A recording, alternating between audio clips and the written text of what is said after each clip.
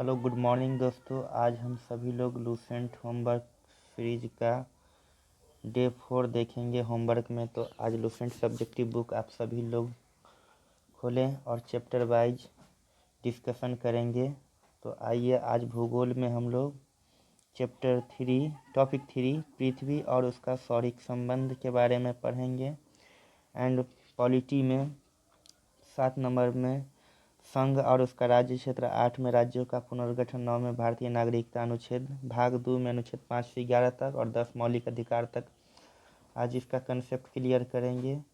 जो लोग Lucent subjective book, objective घटना चक्र इत्यादि का टेस्ट देना चाहते हैं होमवर्क के माध्यम से, तो आप सभी लोग क्या करेंगे, मेरे टेलीग्राम ओपन करेंगे, उसमें टेस्ट सीरीज 0147 लिख कर टेलीग्राम ग्रुप को ज्वाइन करेंगे और टेस्ट देंगे। तो चलिए आज हम लूसेंट होमवर्क डे 4 है, जो अभी हम लोग पृथ्वी और उसका सौरिक संबंध के बारे में पढ़ेंगे। आइए देखते हैं। आइए तो अब देखते हैं कि परिक्रमण होता क्या है। यानी परिक्रमण को इंग्लिश में रिवॉल्यूशन कहते हैं, हिंदी में वार्षिक गति। एंड पृथ्वी अपने अक्ष पर घूमने के साथ साथ सूर्य के चारों ओर एक दीर्घवृत्तीय मार्ग पर परिक्रमा करती है। एक दीर्घीय मार्ग पर परिक्रमा करती है जिसे परिक्रमण या वार्षिक गति कहते हैं।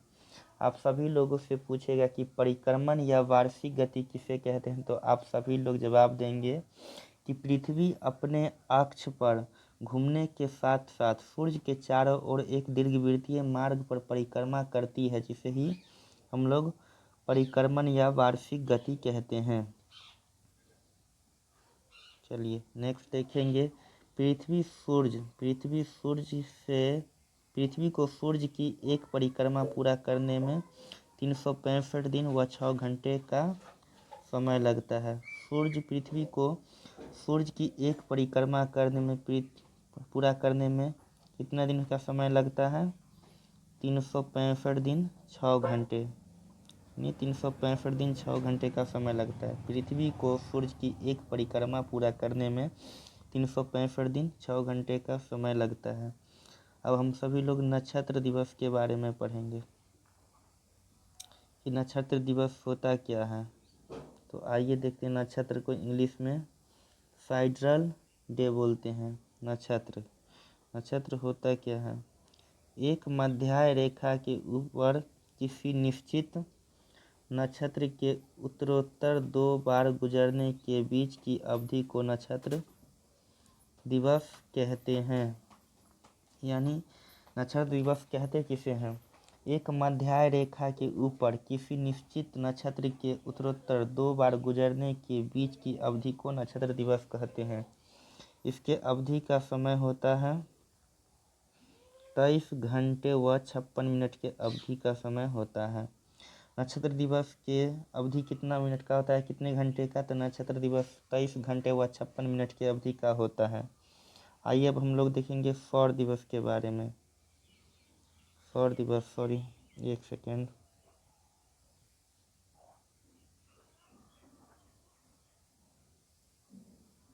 थोड़ा इसको हाईलाइट कर लेते हैं, थोड़ा पॉइंट को बढ़ा देते हैं। आइए देखते हैं सौर दिवस। हाँ, सौर दिवस को इंग्लिश में हम लोग सोलर डे बोलते हैं, सोलर डे। तो सोलर डे के बारे में अब हम लोग पढ़ेंगे कि सोलर डे क्या। जब सूर्य को गतिहीन मानकर पृथ्वी द्वारा उसके परिक्रमा की गणना दिवसों के रूप में की जाती है, तब सौर दिवस ज्ञात होता है और इसकी अवधि 24 घंटे की होती है। सौर दिवस की अवधि कितने घंटों की होती है? 24 घंटे की। सौर दिवस कहते किसे हैं? जब सूर्य को गतिहीन मानकर पृथ्वी द्वारा उसके परिक्रमण की गणना दिवसों के रूप में की जाती है, तब सौर दिवस ज्ञात होता है। इसकी अवधि पूरे 24 घंटे की होती है। नोट करेंगे अब हम सभी लोग कि अपने परिक्रमा पथ में पृथ्वी सूर्य के चारों ओर 29.8 किलोमीटर के वेग से चक्कर लगाती है। तो आप सभी लोगों को कंसेप्ट समझ में आ गया होगा। मेन पॉइंट को इसको बार बार देखेंगे बुक को और चाहे वीडियो को देख के आप सभी लोग याद कर सकते हैं, वीडियो को स्टॉप करके पढ़ के अच्छे से समझ सकते हैं। नेक्स्ट देखेंगे उपसर्ग। उपसर्ग क्या होता है? उपसर्ग को पेरिहिलियन कहा जाता है इंग्लिश में, ठीक है। तो चलिए आइए उपसर्ग के बारे में अब देखेंगे। पृथ्वी सूर्य की परिक्रमा दीर्घवृत्तीय कक्षा में करती है। पृथ्वी सूर्य की परिक्रमा दीर्घवृत्तीय कक्षा में करती है, जिसके कारण एक कोकस पर सूर्य होता है। जब पृथ्वी सूर्य के अत्यधिक पास होती है तो उसे उपसर्ग कहते हैं। आइए उपसर्ग के बारे में एक बार अच्छे से हम समझते हैं। तो उपसर्ग होता क्या है?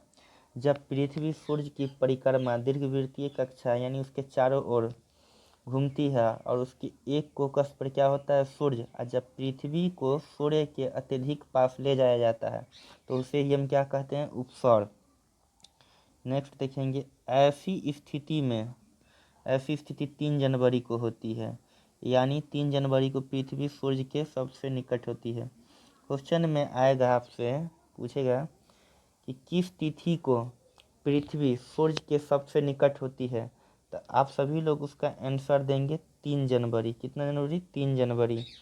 ऐसी स्थिति में पृथ्वी और सूर्य के बीच की दूरी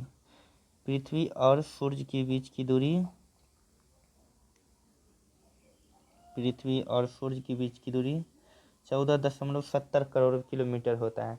यानी उपसर्ग कब होता है? जब पृथ्वी सूर्य के दीर्घवृत्तीय कक्षा में घूमती है और एक कोकस पर सूर्य होता है। जब पृथ्वी सूर्य के अत्यधिक पास जाती है तो उसे ही उपसर्ग कहते हैं। उपसर्ग की तिथि क्या होती है, मतलब ऐसी स्थिति कब उत्पन्न होती है? यानी 3 जनवरी को। 3 जनवरी यानी पृथ्वी और सूर्य के सबसे निकट होती है। पृथ्वी और सूर्य के बीच कितनी दूरी है? तो 14.70 किलोमीटर, 70 करोड़ किलोमीटर। आइए अब हम लोग अपसर्ग देखेंगे।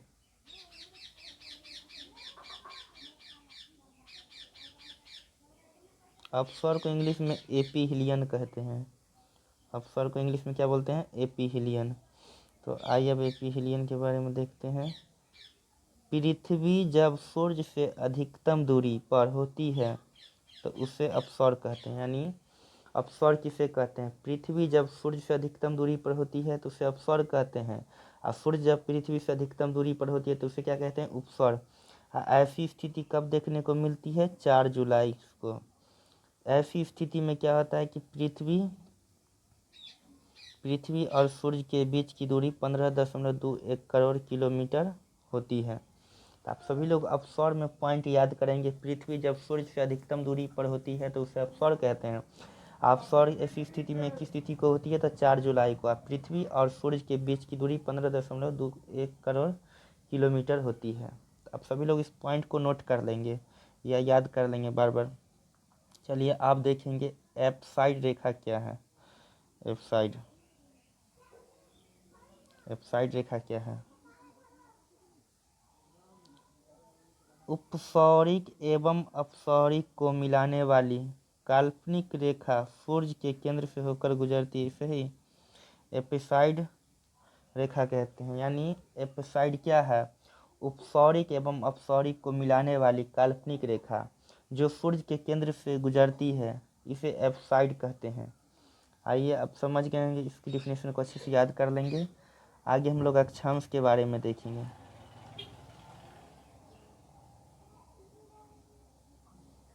अक्षांश क्या होता है? अक्षांश को इंग्लिश में हम लोग लैटिट्यूड बोलते हैं। क्या बोलते हैं? लैटिट्यूड। तो आइए देखेंगे। विषुवत वृत्त से उत्तर या दक्षिण दिशा में स्थित किसी स्थान की कोणीय दूरी को अक्षांश कहते हैं। यानी विषुवत वृत्त से उत्तर या दक्षिण दिशा में स्थित किसी स्थान कोणीय दूरी को अक्षांश कहते हैं। यह कोण पृथ्वी के केंद्र पर बनता है। यह कोण किसके केंद्र पर बनता है? पृथ्वी के केंद्र पर बनता है। यह कोण किसके केंद्र पर बनता है? पृथ्वी के केंद्र पर बनता है। इसे ही विषुवत वृत्त से दोनों अक्षांशों में मापा जाता है, दोनों अंशों में मापा जाता है। इसे ही विषुवत से दोनों अंशों इसे विषुवत वृत्त से दोनों और अंशों में मापा जाता है। विषुवत वृत्त 0 अंश के अक्षांश को प्रदर्शित करता है। अब विषुवत वृत्त की उत्तरी एवं दक्षिणी दिशा में 1 डिग्री के अंतराल से खींचे जाने पर 90 अक्षांश वृत्त होते हैं, यानी किसी भी स्थान का अक्षांश 90 डिग्री से अधिक नहीं हो सकता। आइए देखते हैं नेक्स्ट।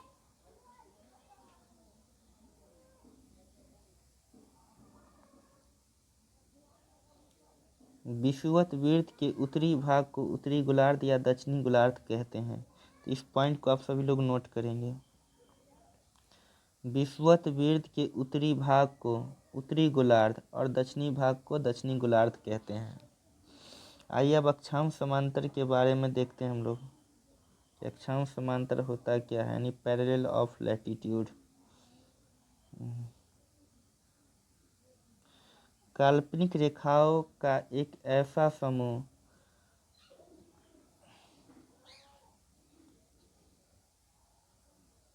काल्पनिक रेखाओं का एक ऐसा समूह जो पृथ्वी के चारों ओर पूर्व से पश्चिम दिशा में विषुवत रेखा के समांतर खींचा जाता है, अक्षांश रेखा कहलाता है।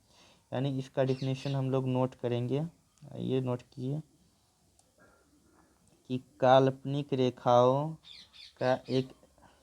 रेखाओं का एक ऐसा समूह जो पृथ्वी के चारों ओर पूर्व से पश्चिम दिशा में विषुवत रेखा के समांतर खींचा जाता है, उसे अक्षांश रेखा कहलाता है। अथवा भूमध्य रेखा से एक समान कोणीय दूरी वाले स्थानों को मिलाने वाली रेखा को अक्षांश रेखा कहते हैं। सेकेंड डिफिनेशन भी आप लोग लिख लेंगे। पूछेगा कि अक्षांश रेखा किसे कहते हैं, तो ये अक्षांश रेखा है भूमध्य रेखा के एक समान कोणीय दूरी वाले स्थानों को मिलाने वाली रेखा अक्षांश रेखा कहलाती है। भूमध्य रेखा 0 डिग्री अक्षांश रेखा है, अतः इस पर सभी स्थानों का अक्षांश 0 डिग्री होगा। आप सभी लोग स्क्रीनशॉट ले लें या मिला लें बुक से।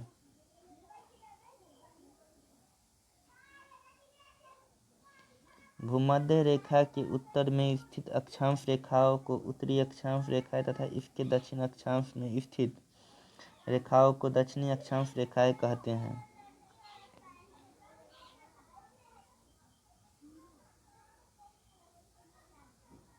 दो अक्षांश रेखाओं के मध्य की दूरी 111 किलोमीटर होती है। पूछेगा कि दो अक्षांश रेखाओं के मध्य के बीच की दूरी कितना होता है, 111 किलोमीटर होता है।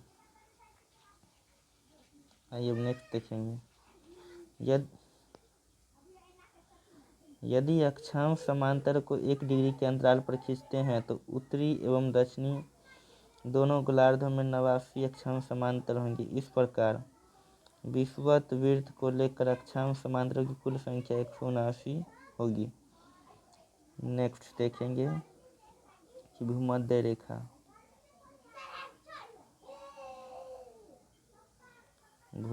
रेखा के उत्तर में 23.1/2 डिग्री अक्षांश को कर्क रेखा और दक्षिण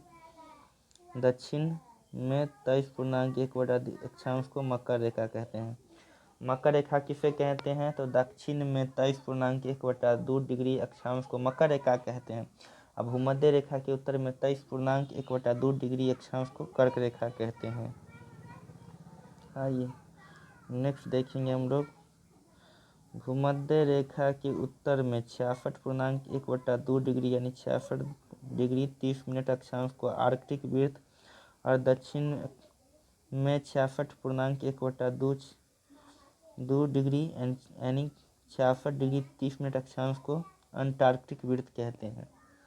तो अंटार्कटिक वृत्त और आर्कटिक वृत्त किसे कहते हैं, इसका डिफिनेशन आप सभी लोग नोट कर लें या याद कर लेंगे। अब नेक्स्ट पेज में हम लोग देखेंगे। आइए देखते हैं।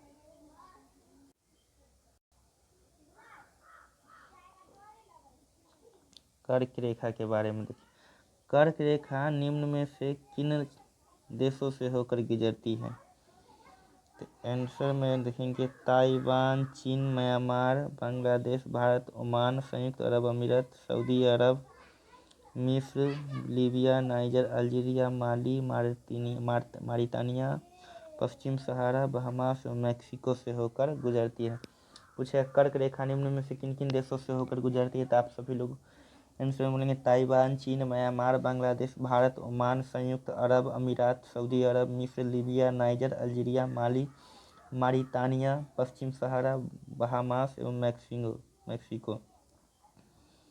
नेक्स्ट करेंगे मकर रेखा निम्न में से किन निम्न देशों से होकर गुजरती है, यानी क्वेश्चन में आएगा कि मकर रेखा निम्न में से किन देशों से होकर गुजरती है।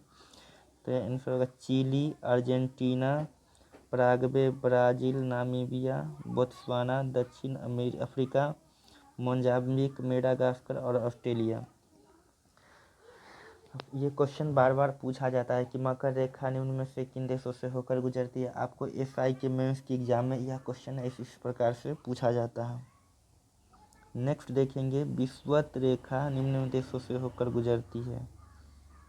विषुवत रेखा निम्न देशों से होकर गुजरती है, यानी Ecuador, Colombia, Brazil, Gabon, Congo गणराज्य, लोकतांत्रिक कांगो गणराज्य, Uganda, Kenya, Somalia, Maldives, Indonesia तथा किरीबाती इन देशों से होकर गुजरती है। तो आइए अब हम सभी लोग देशांतर के बारे में पढ़ेंगे। देशांतर क्या होता है? देशांतर को इंग्लिश में लॉन्गिट्यूड कहते हैं। क्या कहते हैं? लॉन्गिट्यूड। नहीं, ग्रीनविच रेखा देशांतर, लॉन्गिट्यूड, यानी इसमें देखेंगे ग्रीनविच रेखा से किसी स्थान की ओर कोणात्मक दूरी को उस स्थान का देशांतर कहते हैं, अथवा उत्तरी तथा दक्षिणी ध्रुव को मिलाने वाली रेखा को काल्पनिक रेखाओं के देशांतर रेखा कहते हैं। देशांतर के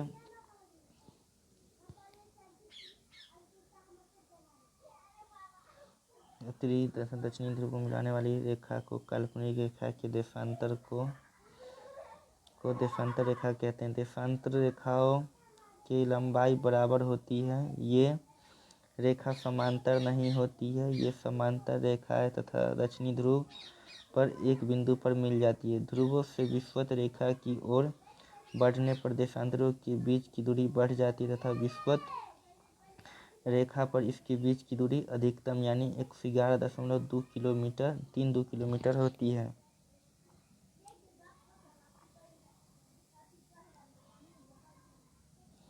देशांतर रेखाओं को एक समान होने के कारण इसकी गणना में कठिनाई होती है। इसलिए सभी देशों ने सर्वसम्मति से यह निश्चित किया कि ग्रीनविच वेधशाला से गुजरने वाली देशांतर रेखा से गणना शुरू की जानी चाहिए। अतः इसे हम प्रधान या मध्य रेखा कहते हैं।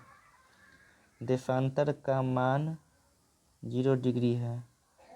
हम 180 डिग्री पूर्व तथा 180 डिग्री पश्चिम देशांतर की गणना करते हैं। प्रधान मध्य रेखा की बाईं ओर की रेखाएं पश्चिमी देशांतर और दाहिनी ओर की रेखाएं पूर्वी देशांतर कहलाती है। एक क्रमशः पश्चिमी गोलार्ध एवं पूर्वी गोलार्ध कहलाते हैं।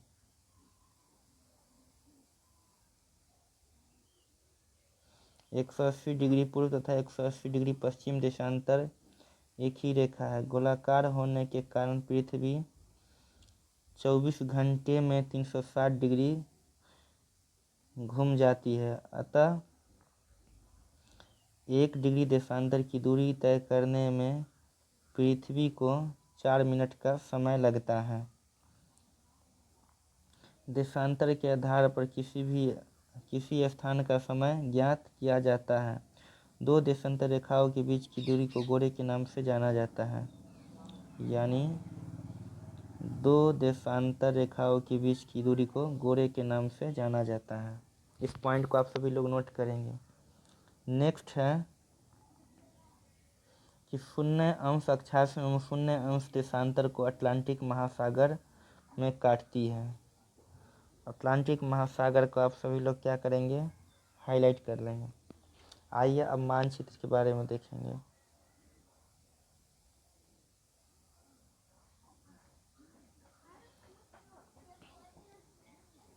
मानचित्र एवं ग्लोब पर पाई जाने वाली प्रतिच्छेद रेखाओं को भौगोलिक रेखा जाल कहते हैं। अब नेक्स्ट देखेंगे संक्रांति यानी सोलिस्टिस। सूर्य के उत्तरायण और दक्षिणायन की सीमा को संक्रांति कहते हैं। सूर्य के उत्तरायण और दक्षिणायन मतलब सूर्य के उत्तर और दक्षिण की सीमा को क्या कहते हैं हम लोग, संक्रांति कहते हैं। ठीक है। अब कर्क संक्रांति किसे कहते हैं, आइए देखते हैं।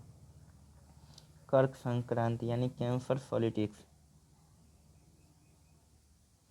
21 जून को सूर्य कर्क रेखा पर लंबवत होता है। सूर्य का कर्क रेखा के लंबवत कब होता है, 21 जून को। इसे ही क्या कहते हैं, कर्क संक्रांति कहते हैं।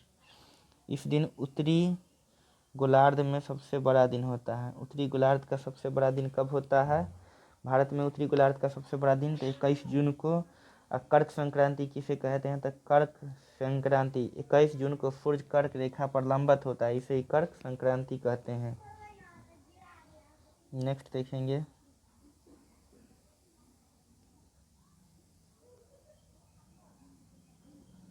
नॉर्वे में अर्धरात्रि के समय सूर्य 21 जून को दिखाई पड़ता है। नॉर्वे में क्या होता है, अर्धरात्रि के समय सूर्य 21 जून को दिखाई देता है।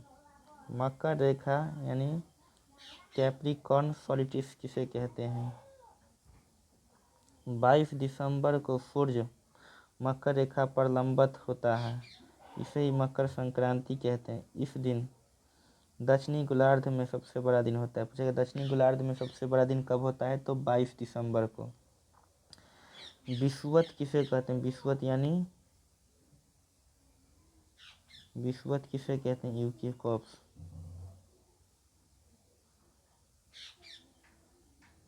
यह पृथ्वी का वह स्थिति है जब सूर्य की किरणें विषुवत रेखा पर लंबवत पड़ती है और सर्वत्र दिन एवं रात बराबर होते हैं, उसे ही हम क्या कहते हैं, विषुवत। विषुवत कहने का मतलब यह पृथ्वी का वह स्थिति है जब सूर्य की किरणें विषुवत रेखा पर लंबवत पड़ती है और सर्वत्र इस दिन रात बराबर होती है। जब दिन रात बराबर होता है ना, उसी समय को क्या कहते हैं, विषुवत कहते हैं हम लोग। आइए नेक्स्ट देखेंगे हम लोग कि 23 सितंबर एवं 21 मार्च को संपूर्ण पृथ्वी पर दिन एवं रात बराबर होते हैं। दिन एवं रात पृथ्वी पर कब बराबर होते हैं, 23 सितंबर एवं 21 मार्च को। इसे क्रमशः शरद विषुवत एवं बसंत विषुवत कहते हैं। आइए नेक्स्ट देखेंगे हम लोग, आइए पढ़ेंगे। 21 मार्च को 23 सितंबर की अवधि में उत्तरी गोलार्ध सूर्य का प्रकाश 12 घंटे या अधिक समय तक प्राप्त करता है। अतः यहाँ दिन बड़े एवं रात छोटी होती हैं। जैसे जैसे उत्तरी ध्रुव की ओर बढ़ते जाते हैं, दिन की अवधि भी बढ़ती जाती है। उत्तरी ध्रुव पर तो दिन की अवधि 6 महीने की होती है। इस पॉइंट को नोट कीजिएगा आप सभी लोग कि उत्तरी ध्रुव पर तो दिन की अवधि 6 महीने की होती है। 23 सितंबर से 21 मार्च तक सूर्य का प्रकाश दक्षिणी गोलार्ध में 12 घंटे या अधिक समय तक प्राप्त होता है। जैसे जैसे दक्षिणी ध्रुव की ओर बढ़ते हैं, दिन की अवधि बढ़ती है। दक्षिणी ध्रुव पर इसी कारण 6 महीने का दिन रहता है। दक्षिणी ध्रुव पर क्या होता है, इस कारण 6 महीने का दिन होता है। आइए नेक्स्ट देखेंगे।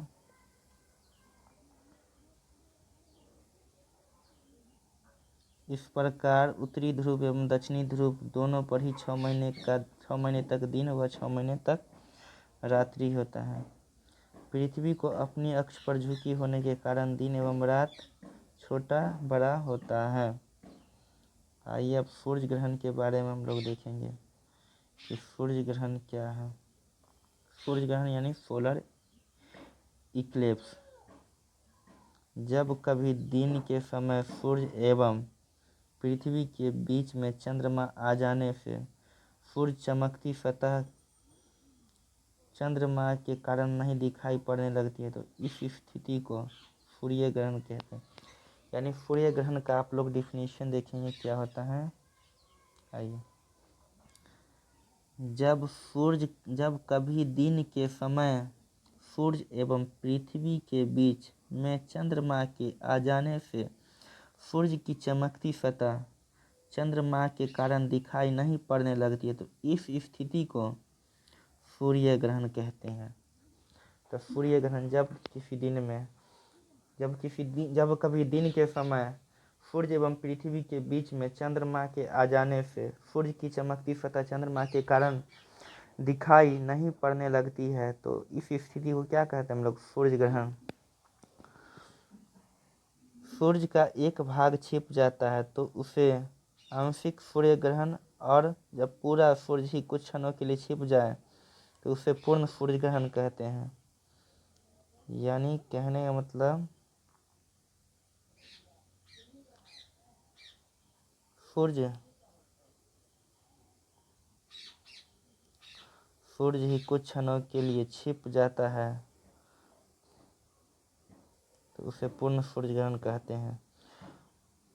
पूर्ण सूर्य ग्रहण हमेशा अमावस्या को होता है। पूर्ण सूर्य ग्रहण किस दिन को होता है, तो अमावस्या के दिन। आइए चंद्र ग्रहण के बारे में पढ़ेंगे।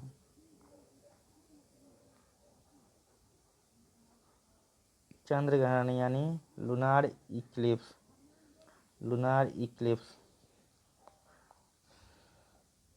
जब सूर्य और चंद्रमा के बीच पृथ्वी आ जाती है तो सूर्य की पूरी रोशनी चंद्रमा पर नहीं पड़ती है, इसे ही चंद्र ग्रहण कहते हैं। यानी जब सूर्य की रोशनी चंद्रमा पर नहीं पड़ती है तो उसे हम क्या कहते हैं, जब सूर्य और चंद्रमा के बीच पृथ्वी आती है तो सूर्य की पूरी रोशनी क्या है, चंद्रमा पर नहीं पड़ती, तो इसे ही क्या कहते हैं हम, चंद्रग्रहण। और चंद्रग्रहण हमेशा कब लगता है, पूर्णिमा के दिन रात्रि में लगता है, रात्रि में होता है। चंद्र ग्रहण कब होता है, पूर्णिमा के दिन। पूर्णिमा को चंद्र ग्रहण नहीं होता है। प्रत्येक पूर्णिमा को, इस पॉइंट को भी नोट करें, प्रत्येक पूर्णिमा को चंद्र ग्रहण नहीं होता है, क्योंकि चंद्रमा और पृथ्वी के कक्षापथ में 5 डिग्री का अंतर होता है, जिसके कारण कभी पृथ्वी के ऊपर से या नीचे से गुजर जाता है। एक वर्ष में अधिकतम 3 बार पृथ्वी के उपाक्षय क्षेत्र को चंद्रमा गुजारता है, तभी चंद्र ग्रहण लगता है। सूर्य के समान चंद्र ग्रहण में आंशिक अथवा पूर्ण हो सकता है। आइए अब समय का निर्धारण देखेंगे। समय का निर्धारण, एक देशांतर का अंतर होने पर समय में 4 मिनट का अंतर होता है। चूँकि पृथ्वी पश्चिम से पूर्व की ओर घूमती है, फलतः ग्रीनविच से पूरब की ओर बढ़ने पर प्रत्येक देशांतर पर 4 मिनट बढ़ता जाता है तथा पश्चिम जाने पर प्रत्येक देशांतर पर 4 मिनट घटता है।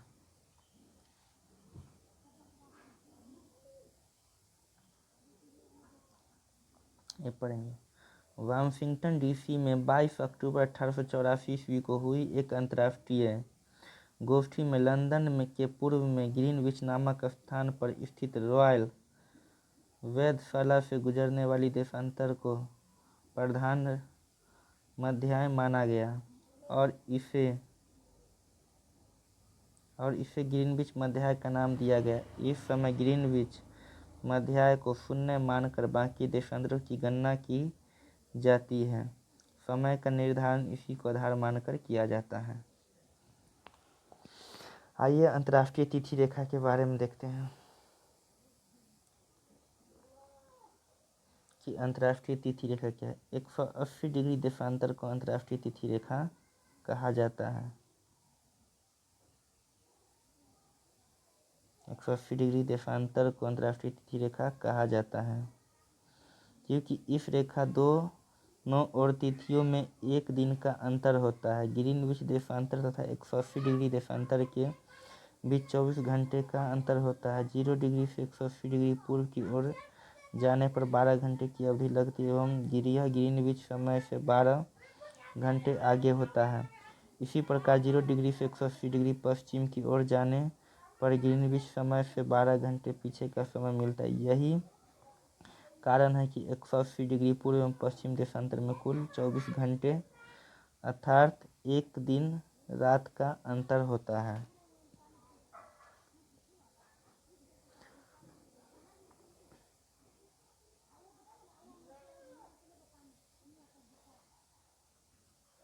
उदाहरण के लिए यदि ग्रीनविच पर बृहस्पतिवार 25 सितंबर 2003 ईस्वी को दोपहर के 12 बजे हो तो 180 डिग्री पूर्वी देशांतर पर 25 दिसंबर 2003 ईस्वी की मध्य रात्रि होगी, जबकि 180 डिग्री पश्चिमी देशांतर पर 24 सितंबर 2003 ईस्वी की मध्य रात्रि होगी। इसका अर्थ यह है कि 180 डिग्री देशांतर के दोनों ओर अलग अलग तिथियां पाई जाती है। जब इस देश को पूर्व की ओर लांघते हैं तो एक दिन दोहराया जाता है। नेक्स्ट देखते हैं हम लोग।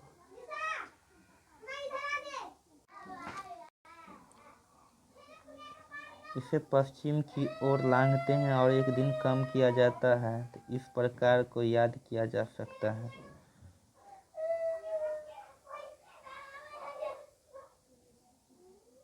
वास्तव में अंतर्राष्ट्रीय तिथि रेखा पूर्णतः 180 डिग्री देशांतर का अनुसरण नहीं करती है। यह 180 डिग्री देशांतर के दाएं या बाएं मुड़ जाती है ताकि स्थलीय भागों का विभाजन न हो और लोगों को तिथि के बारे में भ्रम न हो।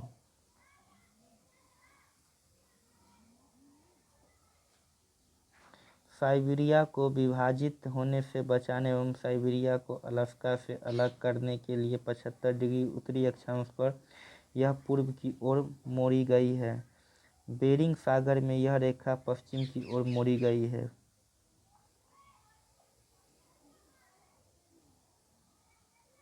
फिजी द्वीप समूह एवं न्यूजीलैंड के विभिन्न भागों को एक साथ रखने के लिए यह रेखा दक्षिणी प्रशांत महासागर पूर्व दिशा की ओर मोड़ी गई है।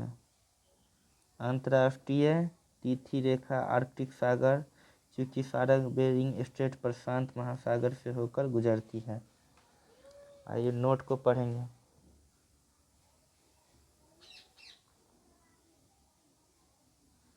अठारह ईस्वी में वाशिंगटन में संपन्न इंटरनेशनल मेरिडियन कॉन्फ्रेंस में 180वें यामोत्तर को अंतर्राष्ट्रीय तिथि रेखा निर्धारित किया गया है।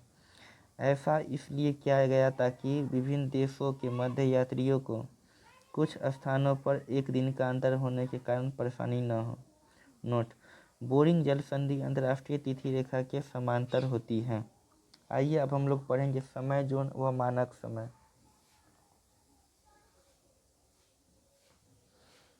समय जोन व मानक समय।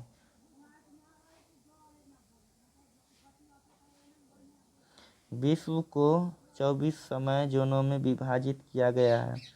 इन समय जोनों को Greenwich time, Greenwich mean time व मानक समय 1 घंटे के अंतराल के आधार पर विभाजित किया गया, अर्थात प्रत्येक जोन 15 डिग्री के बराबर होता है। ग्रीनविच याम्योत्तर 0 डिग्री देशांतर पर जो ग्रीनलैंड व नार्बोनियन सागर व ब्रिटेन, स्पेन, अल्जीरिया, फ्रांस, माले, बुर्किना फासो, घाना व दक्षिणी अंटार्कटिक समुद्र से गुजरता है। आइए अब नेक्स्ट आगे देखते हैं। प्रत्येक देश का मानक समय ग्रीनविच मीन टाइम से आधे घंटे गुना के अंतर पर निर्धारित किया जाता है। मानक समय स्वेच्छा से चयनित यामोत्तर का स्थानीय समय होता है जो एक विशिष्ट क्षेत्र या देश के लिए मानक समय निर्धारित करता है। भारत में 82.1/2 डिग्री पूर्वी देशांतर जो इलाहाबाद के निकट मिर्जापुर से गुजरती है के समय को मानक समय माना गया। यह समय ग्रीनविच मीन टाइम से 5.1/2 घंटा आगे है। जब ग्रीनविच में दोपहर के 12 बजे हो तो उस समय को भारत के शाम में 5.1/2 बजेंगे। ग्रीनविच यूनाइटेड किंगडम यूके में है। मानक समय में 7.1/2 डिग्री के गुणक समय लिया जाता है। आइए नोट में देखेंगे हम लोग। कुछ देशों के अत्यधिक देशांतरीय विस्तार के कारण एक से अधिक मानक समय की व्यवस्था की गई है। संयुक्त राज्य अमेरिका में 9 समय जोन, रूस में 11 समय जोन तथा ऑस्ट्रेलिया में 3 समय जोन की व्यवस्था की गई है। आइए अब नेक्स्ट पेज में पढ़ते हैं। आइए सेक्शन एलुसेंट का पृथ्वी और उसका सौरिक संबंध कंप्लीट हो गया। अब हम लोग भारतीय संविधान में पढ़ेंगे। तो भारतीय संविधान में क्या पढ़ेंगे? संघ और उसका राज्य क्षेत्र, 8 राज्यों का पुनर्गठन, 9 में भारतीय नागरिकता भाग 2 अनुच्छेद 5 से 11 तक, 10वां है मौलिक अधिकार। इसी पर अब हम लोग चर्चा करेंगे। तो सबसे पहले हम लोग संघ और उसके राज्य क्षेत्र के बारे में पढ़ेंगे। आइए देखते हैं। तो चलिए अब देखते हैं भारतीय संविधान के भाग के बारे में हम लोग, कि भारतीय संविधान के भाग में क्या क्या है। तो आइए पढ़ेंगे भारतीय संविधान के भाग के बारे में कि भाग 1 क्या है। भाग 1 में चर्चा की गई संघ एवं उसका राज्य क्षेत्र एवं भाग 1 में अनुच्छेद की चर्चा कितने से कितने तक है? 1 से 4 तक। भाग 2 में है नागरिकता के बारे में, नागरिकता है अनुच्छेद 5 से 11 तक। भाग 3 में है मौलिक अधिकार, जिसका अनुच्छेद 12 से 35 तक है। भाग 4 में नीति निर्देशक तत्व, जो कि अनुच्छेद 36 से 51 तक है। भाग 4 के क में मूल कर्तव्य की चर्चा की गई, जो कि अनुच्छेद 51 के क में है। भाग 5 है संघ, संघ यानी यूनियन, जिसके अनुच्छेद में जिसमें भाग 5 में अनुच्छेद की चर्चा 52 से 151 की गई है। भाग 6 में है राज्य, जिसमें अनुच्छेद 152 से 237 तक इसकी चर्चा की गई है। भाग 7 में पहली अनुसूची के भाग ख के राज्य में यानी 238 में निरसित। नेक्स्ट आगे देखते हैं।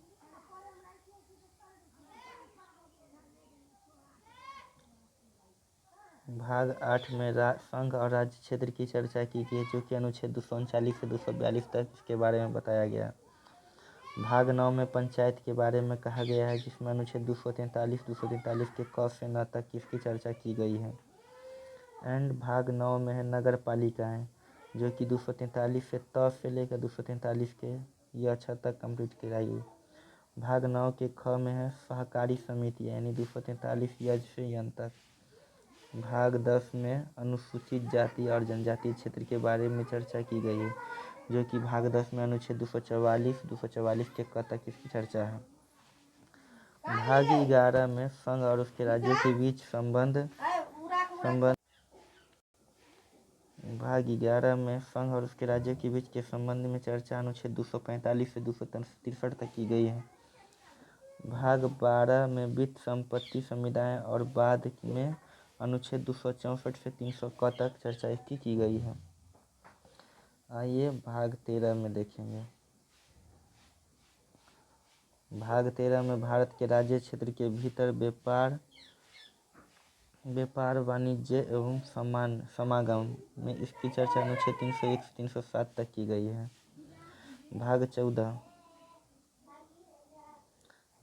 में कहा गया संघ एवं राज्यों के अधीन सेवाएं, जिसकी चर्चा अनुच्छेद 308 से 323 तक की गई है। भाग 14 के क में अधिकरण, जिसकी चर्चा अनुच्छेद 323 के क 323 के ख से की गई है। भाग 15 यानी निर्वाचन यानी इलेक्शन की चर्चा की गई, जो कि अनुच्छेद 324 से 329 तक। भाग 16 में कुछ वर्गों के संबंध में विशेष उपबंध, जिसकी चर्चा अनुच्छेद 330 से 342 तक की गई है। भाग 17 में राजभाषा का उल्लेख किया गया, जो कि अनुच्छेद 343 से 351 तक इसकी चर्चा है। भाग 18 में आपात उपबंध के बारे में चर्चा की गई, जिसमें अनुच्छेद 352 से 360 तक इसकी चर्चा की गई। आइए नेक्स्ट देखेंगे परिकीर्ण, जिसकी चर्चा भाग 19 में 361 से अनुच्छेद 361 से 367 तक की गई है। भाग 20 में संविधान संशोधन की चर्चा है, जो कि अनुच्छेद 368 में है। भाग 21 में अस्थायी संक्रमणकाली व विशेष उपबंध की चर्चा अनुच्छेद 369 से 392 तक की गई है। भाग 22 में संक्षिप्त नाम प्रारंभ हिंदी में प्राधिकृत पाठ 393 से 395 और निरसन की चर्चा की गई है। आइए अब हम लोग देखेंगे 8 में राज्यों का पुनर्गठन।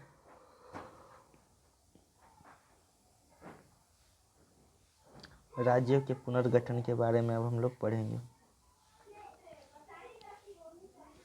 आइए देखते हैं राज्यों का पुनर्गठन के।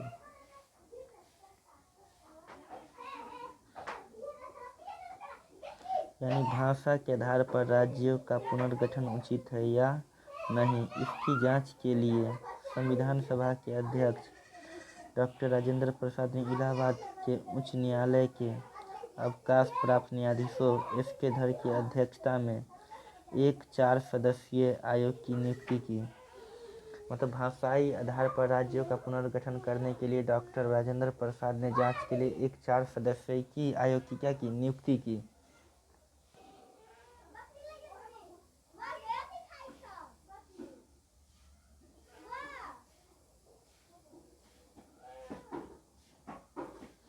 इस आयोग ने भाषा के आधार पर राज्यों के लिए पुनर्गठन का विरोध किया और प्रशासनिक सुविधा के आधार पर राज्यों के पुनर्गठन का समर्थन किया। नेक्स्ट देखेंगे,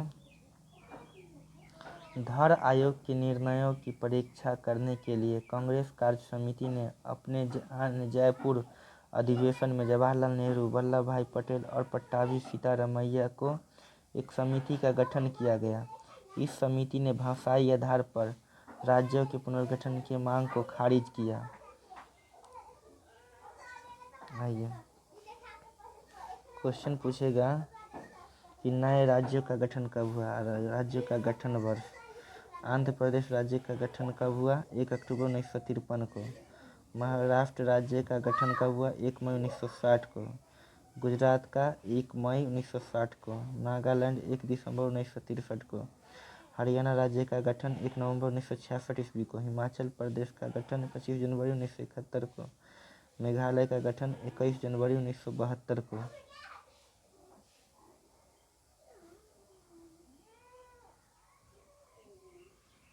मणिपुर का गठन 21 जनवरी 1972 एवं त्रिपुरा का गठन 21 जनवरी 1972 एवं सिक्किम राज्य का गठन 26 अप्रैल 1975 को। मिजोरम राज्य का गठन 20 फरवरी 1987 को। अरुणाचल प्रदेश राज्य का गठन 20 फरवरी 1987। गोवा 25वां राज्य बना, गठन होकर 30 मई 1987 को। छत्तीसगढ़ 26वां राज्य गठन कब बना, 1 नवंबर 2000 को।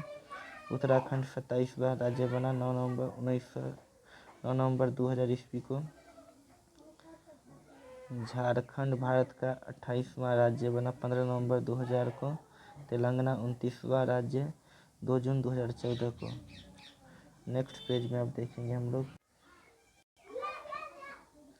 नेहरू ने पटेल एवं सीतारामैया जेवीपी समिति का रिपोर्ट के बाद मद्रास राज्य के तेलुगु भाषियों ने पोट्टी श्रीरामुलु के नेतृत्व में आंदोलन प्रारंभ हुआ। 58 दिन के आमरण अनशन के बाद 15 दिसंबर 1952 को रामुलु की मृत्यु हो गई। रामुलु की मृत्यु के बाद प्रधानमंत्री नेहरू ने तेलुगु भाषियों के लिए पृथक आंध्र प्रदेश के गठन की घोषणा कर दी। 1 अक्टूबर 1953 को आंध्र प्रदेश का राज्य का गठन हो गया। यह राज्य स्वतंत्र भारत में भाषा के आधार पर गठित होने वाला पहला राज्य था। क्वेश्चन आएगा आपसे कि भारत में भाषा के आधार पर गठित होने वाला पहला राज्य कौन था, तो आंध्र प्रदेश, जिसकी राजधानी इस समय करनूल थी।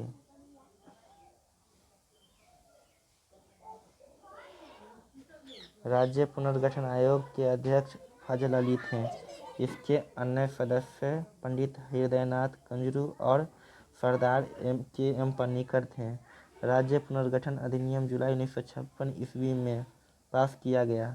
इसके अनुसार भारत में 14 राज्य एवं 6 केंद्र शासित प्रदेश स्थापित किए गए। राज्य पुनर्गठन आयोग 1953 में गठन हुआ।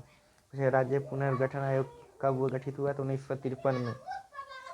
नवंबर 1954 ईस्वी में को फ्रांस में सरकार ने अपनी सभी बस्तियां पांडिचेरी, येनाम, चंद्रानगर और केरिकल को भारत को सौंप दिया।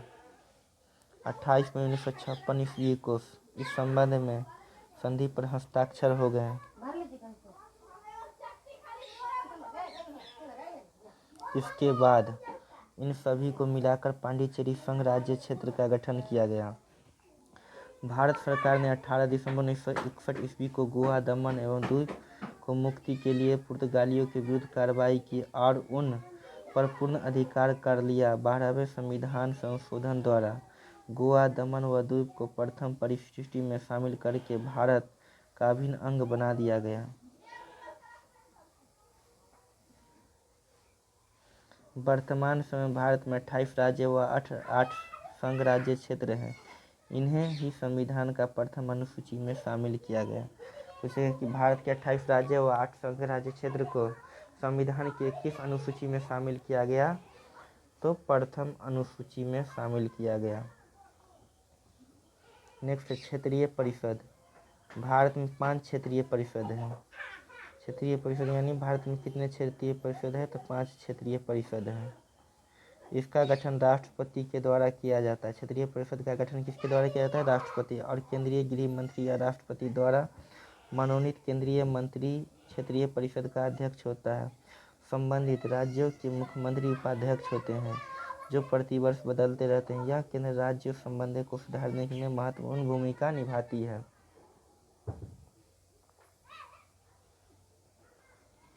क्षेत्रीय परिषद को 1956 ईस्वी के राज्य पुनर्गठन अधिनियम के तहत स्थापित किया गया था। अतः ये सर्वाधिक निकाय हैं, किंतु ये संवैधानिक निकाय नहीं हैं। उत्तरी क्षेत्रीय परिषद पंजाब, हरियाणा, हिमाचल प्रदेश, राजस्थान, जम्मू कश्मीर, लद्दाख व चंडीगढ़ एवं दिल्ली, यह सब क्या है? उत्तरीय क्षेत्रीय परिषद है। मध्य क्षेत्रीय परिषद उत्तर प्रदेश, मध्य प्रदेश, उत्तराखंड एवं छत्तीसगढ़, क्या है? यह मध्य क्षेत्रीय परिषद है। पूर्वी क्षेत्रीय परिषद बिहार, पश्चिम बंगाल, उड़ीसा, झारखंड, असम, सिक्किम, मणिपुर, त्रिपुरा, मेघालय, नागालैंड, अरुणाचल प्रदेश तथा मिजोरम पूर्वी क्षेत्रीय परिषद है। पश्चिमी क्षेत्रीय परिषद गुजरात, महाराष्ट्र, गोवा, राज्य दमन एवं द्वीप, दादर तथा नगर हवेली, सब यह सब क्या है? कौन सा क्षेत्र है? पश्चिमी क्षेत्रीय परिषद है। दक्षिणी क्षेत्रीय परिषद दक्षिण क्षेत्रीय परिषद आंध्र प्रदेश, तेलंगाना, केरल, कर्नाटक व तमिलनाडु, पुडुचेरी, ये सब क्या है? दक्षिणी परिषद क्षेत्रीय है। आइए पूर्वी क्षेत्रीय देखें। पूर्वोत्तर परिषद, इसका गठन संसदीय अधिनियम पूर्वोत्तर परिषद अधिनियम 1971 द्वारा किया गया। यह 8 अगस्त 1972 में अस्तित्व में आया। इसके सदस्यों में असम, मणिपुर, मिजोरम, अरुणाचल प्रदेश, नागालैंड, मेघालय, त्रिपुरा तथा सिक्किम सम्मिलित है। 1994 में सिक्किम पूर्वोत्तर परिषद का 8वां सदस्य बना। इसके कार्य कुछ अतिरिक्त कार्यों से सहित वही है जो क्षेत्रीय परिषदों के हैं। आइए अब इसके मेन पॉइंट को हम लोग याद रखेंगे।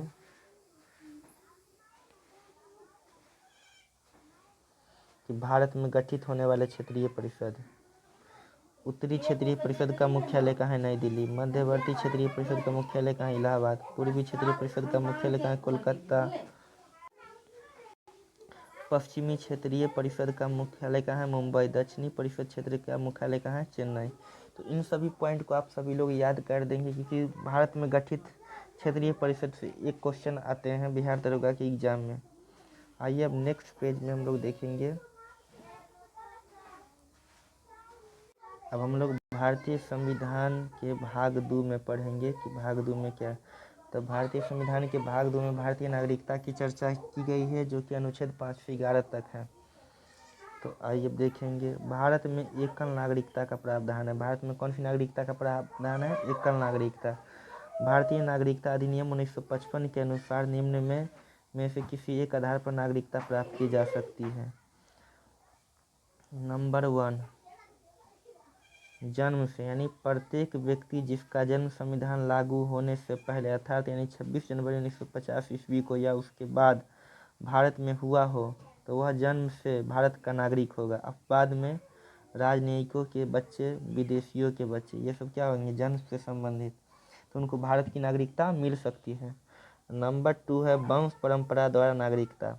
भारत के बाहर अन्य देश में 26 जनवरी 1950 ईस्वी के बाद जन्म लेने वाला व्यक्ति भारत का नागरिक माना जाएगा यदि उसके जन्म के समय उसके माता पिता में से कोई एक भारत का नागरिक होगा तब। नोट में माता की नागरिकता के आधार पर विदेश में जन्म लेने वाले को नागरिकता प्रदान करने का प्रावधान नागरिकता संशोधन अधिनियम 1992 के द्वारा जोड़ा गया। वंश के आधार पर नागरिकता अधिनियम कब लाया गया था? तो 1992 में नागरिकता संशोधन अधिनियम। नंबर 3 है देशीयकरण द्वारा नागरिकता। भारत सरकार से देशीयकरण का प्रमाण पत्र प्राप्त कर भारत की नागरिकता प्राप्त की जा सकती है। नंबर 4 है पंजीकरण द्वारा नागरिकता। निम्नलिखित वर्गों में आने वाले लोग पंजीकरण के द्वारा भारत की नागरिकता प्राप्त कर सकते हैं। वे व्यक्ति जो पंजीकरण प्रार्थना पत्र देने की तिथि से 6 माह पूर्व भारत में रह रहे हैं। वे भारतीय जो अविभाज्य भारत के बाहर किसी देश में निवास कर रहे हों। वे स्त्रियां जो भारतीयों से विवाह कर चुकी हैं, भविष्य में विवाह करेगी। भारतीय नागरिकों के नाबालिग बच्चे। राष्ट्रमंडलीय देशों के नागरिक जो भारत में रहते हों या भारत सरकार की नौकरी कर रहे हों, आवेदन पत्र देकर भारत की नागरिकता प्राप्त कर सकते हैं। कुछ भूमि विस्तार द्वारा यदि किसी नए भूभाग को भारत में शामिल किया जाता है तो उस क्षेत्र को निवास करने वाले व्यक्तियों को स्वतः भारत की नागरिकता प्राप्त हो जाती है।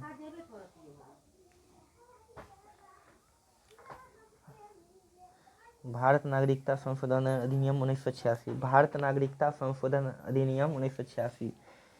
इस अधिनियम के आधार पर भारतीय नागरिकता संशोधन अधिनियम 1955 ईस्वी में निम्न संशोधन किए गए। अब भारत में जन्मे केवल उस व्यक्ति को ही नागरिकता प्रदान की जाएगी जिसके माता पिता में से एक भारत का नागरिक हो। नंबर 2 जो व्यक्ति पंजीकरण के माध्यम से भारतीय नागरिकता प्राप्त करना चाहते हैं उन्हें अब भारत में कम से कम 5 वर्षों तक निवास करना होगा। पहले यह अवधि 6 माह थी।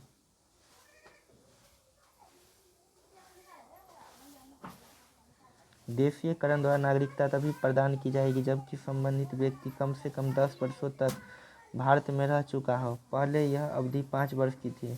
नागरिकता संशोधन अधिनियम 1986 ईस्वी जम्मू कश्मीर व असम सहित भारत के सभी राज्यों पर लागू होगा। भारतीय नागरिकता का अंत। भारतीय नागरिकता का अंत निम्न प्रकार से हो सकता है। नागरिकता का परित्याग करने से, किसी अन्य देश की नागरिकता को स्वीकार कर लेने पर, सरकार द्वारा नागरिकता छीनने पर।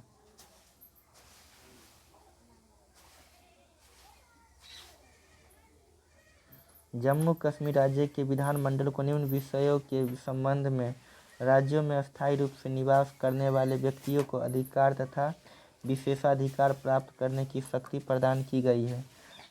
नंबर 1 राज्य के अधिनियोजन के संबंध में। नंबर 2 राज्य में अचल संपत्ति के अर्जन संबंध में। नंबर 3 राज्य में अस्थायी रूप से बस जाने के संबंध में। नंबर 4 छात्रवृत्तियाँ अथवा इस प्रकार की सहायता जो सरकार को प्रदान करें। आइए नेक्स्ट पेज देखेंगे हम लोग। आइए अब हम लोग मौलिक अधिकार के बारे में देखेंगे। मौलिक अधिकार क्या होता है।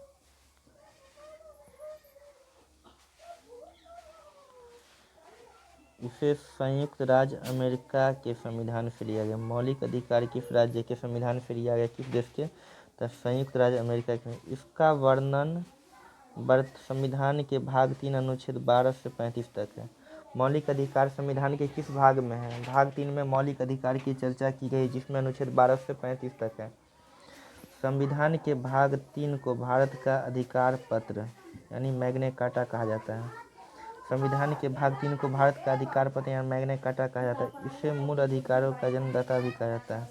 भाग 3 को मूल अधिकारों का जन्मदाता भी कहा जाता है। मैग्ना कार्टा एक फ्रांसीसी शब्द है जो प्रयोग में इंग्लैंड में है। फ्रांसीसी शब्द।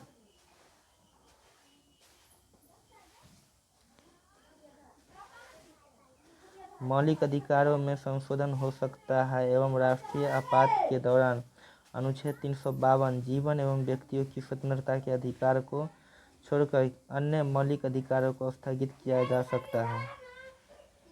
ये असीमित नहीं है लेकिन बाद योग्य होते हैं। राज्य उन पर युक्त प्रतिबंध लगा सकता है। प्रतिबंध के कारण उचित या नहीं निर्णय अदालत करती है।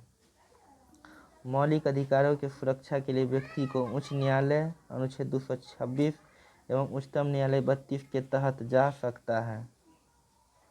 मौलिक अधिकारों की सुरक्षा के लिए यदि व्यक्ति के साथ कुछ अन्याय होता है तो वह उच्च न्यायालय यानी अनुच्छेद 226 एवं अनुच्छेद 32 के तहत वह जा सकता है।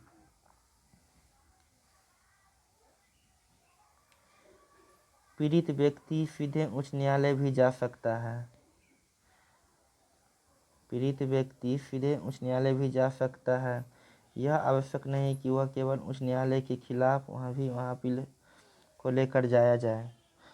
मूल संविधान में 7 मौलिक अधिकार थे, लेकिन 44वें संविधान संशोधन 1978 के द्वारा संपत्ति का अधिकार अनुच्छेद 331 एवं 19 के 1 के फ को मौलिक अधिकार की सूची से हटाकर इसे संविधान के भाग 12 में अनुच्छेद 300 क के अंतर्गत कानूनी अधिकार के रूप में रखा गया।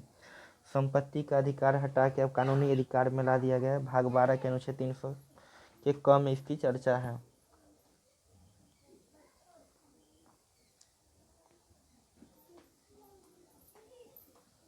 तीन सौ 1931 में कराची अधिवेशन अध्यक्ष सरदार वल्लभ भाई पटेल में कांग्रेस ने घोषणा पत्र में मूल अधिकारों की मांग की। मूल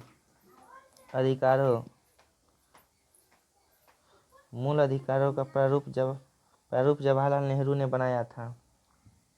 आइए मौलिक अधिकार से संबंधित अनुच्छेद को याद रखेंगे। नंबर 1 में समता या समानता का अधिकार अनुच्छेद 14 से 18 तक है। समता या समानता का अधिकार कितना से कितना तक चर्चा? अनुच्छेद 14 से 18 तक। स्वतंत्रता का अधिकार अनुच्छेद 19 से 22 तक है। स्वतंत्रता का अधिकार अनुच्छेद 19 से 22 तक। शोषण के विरुद्ध अधिकार अनुच्छेद 23 से 24 तक। शोषण के विरुद्ध अधिकार अनुच्छेद 23 से 24 तक।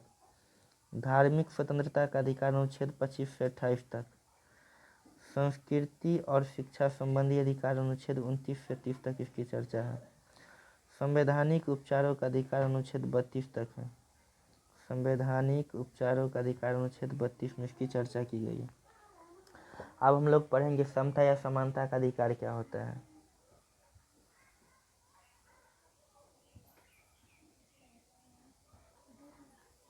समता या समानता का अधिकार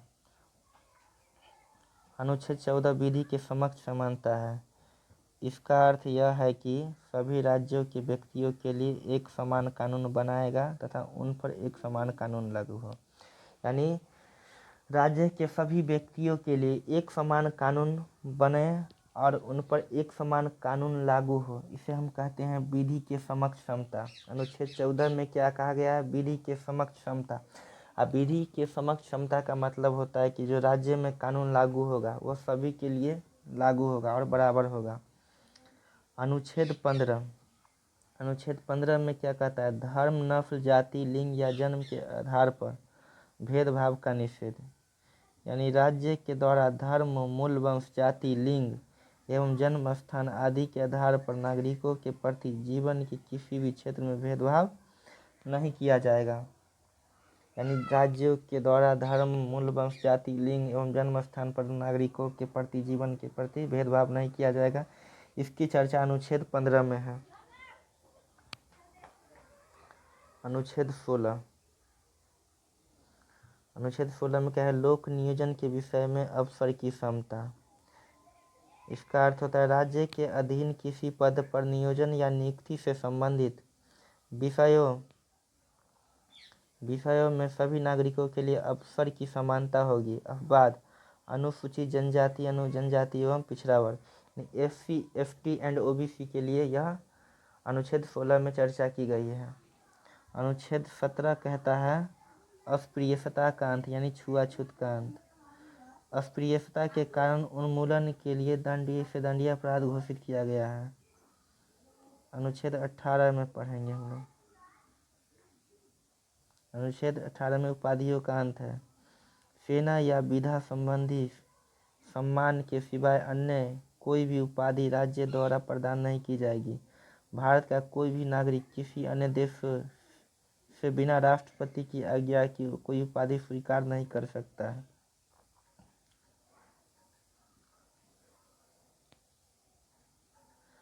भारत सरकार द्वारा भारत रत्न, पद्म विभूषण, पद्म भूषण, पद्मश्री एवं सेना द्वारा परमवीर चक्र, महावीर चक्र, वीर चक्र आदि पुरस्कार अनुच्छेद 18 के तहत दिए जाते हैं। तो आज का क्लास यहीं तक रहेगा। आप सभी लोग अच्छे से पढ़ लेंगे और कल के लिए होमवर्क डे 5 के लिए आप सभी लोग भूगोल में पृथ्वी की आंतरिक संरचना और स्थल मंडल पढ़ लेंगे और सेक्शन बी में भारतीय संविधान में भारतीय नागरिकता भाग 2 5 से 11 तक एवं 10 मौलिक अधिकार को अच्छे से पढ़कर आएंगे और इसका डिस्कशन यहाँ पे कराया जाएगा। तो आज के लिए क्लास यहीं तक रहेगा। जय हिंद, जय भारत। और आप सभी लोग मेरे यूट्यूब चैनल को ज़रूर सब्सक्राइब करें और दोस्तों को भी शेयर करें जो भी पढ़ने वाले हैं। जो भी लोग अच्छे से लुसेंट सब्जेक्टिव बुक को कवर कर लेंगे उनके लिए बिहार दरोगा में रिजल्ट की 100% गारंटी देता हूं मैं कि उनका पीटी क्लियर हो जाएगा, क्योंकि अधिकतर लुसेंट से ही जीके पूछे जाते हैं। धन्यवाद।